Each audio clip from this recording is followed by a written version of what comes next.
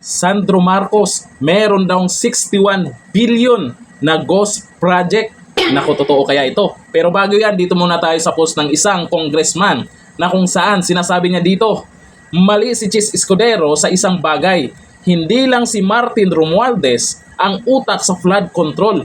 Nandyan din si Sandro Marcos. Nako, eto laglagan na. Akalain mo nung una mga congressman, Saldico, ang daming nagturo kay Saldico. Ngayon sumunod kay Martin Romualdez. Meron pa talagang sumunod kay Martin Romualdez. Sandro Marcos. Naku po, totoo kaya ito?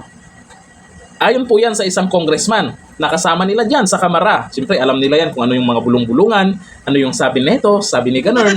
O eto, dito tayo sa video po ni Maharlika kung saan sinabi niyang meron daw 61 billion ghost project si Sandro. Saan yan? Sa Ilocos ba yan? O eto, panoorin natin ang video. Ayon sa ating source, allegedly, mayroong 61 billion na ghost project yang si Sandro Marcos dyan sa Ilocos Norte. O, ayan, Lacson, bakit hindi mo busisiin yung hinayupak na Sandro Marcos na yan? Nakasabwat din ni Lisa Tanas, yung 61 billion, ano na yan? 61 billion na allegedly na ninakaw ng mga buwaka ng inang pamilyang yan. Kung may legal basis na pwedeng singilin ng 300 billion na na multa. Itong mga diskaya, which sabi nga, nasa batas naman yan, nasa Republic Act Chuba-Chochu yan, okay? Ang question natin ngayon, mga kababayan, bakit mga diskaya lang ang gusto nilang panagutin? Bakit yun lang ang dinidiin nila?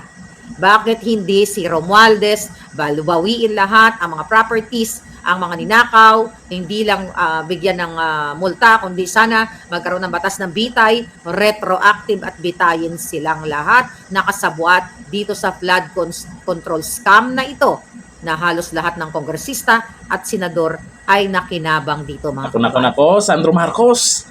Grabe, Marcos noon, Marcos ngayon, ganun din yung sinasabi ng iba na magnanakaw daw yung pamilyang Marcos Pero ang tanong dito, totoo kaya yan yung sinasabi ni Maharlika na may source siya? Dapat imbestigahan din yan. Yun nga lang yung Blue Ribbon Committee, balita natin suspended na. Ito ayon kay Ross Peloteo. Ito yung nire-report noon pa ni Chavit Singson, bilyon-bilyon ang korupsyon sa Ilocos.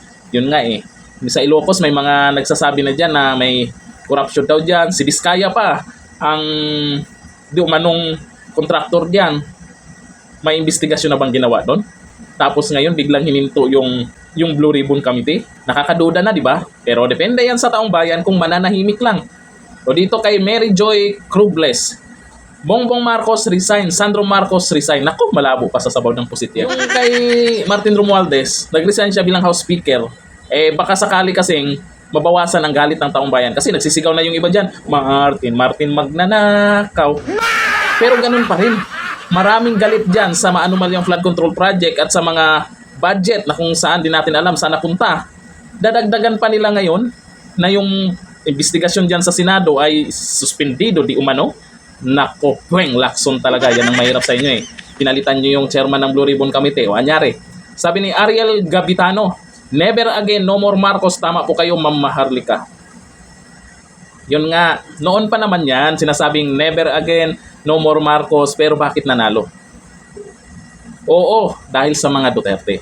Binigyan lang po ng chance talaga itong mga Marcos para linisin yung pangalan nila. Sinabing Marcos, may nakaw daw na kayamanan, yun ang sabi nila. Pero ngayon, makikita nyo na kung ano talaga ang katotohanan sa pamilyang Marcos noon at ngayon. May mga nagsabi, mas malala pa daw ngayon. Sabi ni Dolores Hamamotimo, grabe mga yan, nalununok pa nila yung kinakain nila, mga nasa government natin, grabe ang admin Marcos. Alam nyo kasi, pagdating sa corruption na yan, nandyan na talaga yan. Maliit man o malaki. Pero ngayon kasi, hindi natin masasabing maliit lang na corruption to. Grabe, trilyon ang pinag-usapan na. Sa flood control project lang yan Ngayong administrasyon na to, umabot na ng trilyon. Paano na yung ibang mga proyekto na sinasabing may project sa ganito? Yung pabahay na sinasabi, kumusta kaya yun? Diba sabi 1 million pabahay per year. Isa yan sa pinangako ni Dunyor. At isa din kami sa nagmamayabang yan noon. Kasi pinagtatanggol namin noon itong si Dunyor nung may unitim pa. Nung nagkalabo-labo na, tingin ko, mukhang malabo din talaga yung mga pinangako niya. of withdraw to support na. Pero may ibang naiiwan dyan kahit hirap na sila na ipagtanggol. Itong si Junior, may kakilala pa ako dyan. Alam ko nahihirapan. Pero kung tuloy din naman yung 1530 nila dyan, go lang. Kung malaki yung pangangailangan ngayon, para hindi masyadong uminit yung galit kay Junior, merong taga-control. Alam niyo kung sino? Si Mangga. O, di ba? Yung laro ni Mangga para hindi sumabog yung galit doon kay Junior hanggang kay Martin, hanggang kay Saldico, hanggang kay ganito. Pero pagdating sa kapatid niya, makokontrol niya yan. Marcos pa rin siya. At sabi, kaibigan daw ng mga Duterte. Pwede nga. Naiwala ba kayo kay Amy Marcos? Marcos pa rin yan. Yan basta-basta papayag na mapahamak yung ading niya. Kanya-kanya ng taktik yan sa politika. Hanggang dito na lang. Thank you. Bye-bye.